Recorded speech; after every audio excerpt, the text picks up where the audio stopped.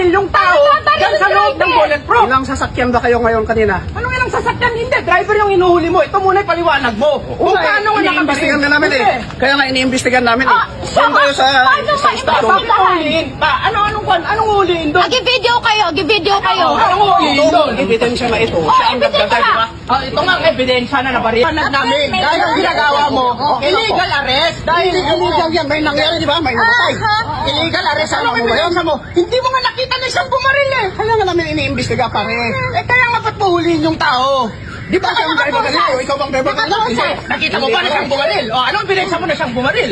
Ebidensya pare. Kaya ano nga Dalhin nyo na nga ito. bumaril? Pinapatagal nyo eh. O sige, di po Dalhin nyo na siya. illegal arrest. Pinapatagal. Si illegal arrest. Medyo magulat. Dito makakaputo. Sige, kunin mo kung ano. Ay! Putang ina! Pinapatagal niyo! Kami ang masunod dito kasi kami ang nagpapatupad ng batas. Masyado mo nagpatang! Ha? Masyado mo nagpatang! Hindi ko masyado mo nagpatang! Hindi ko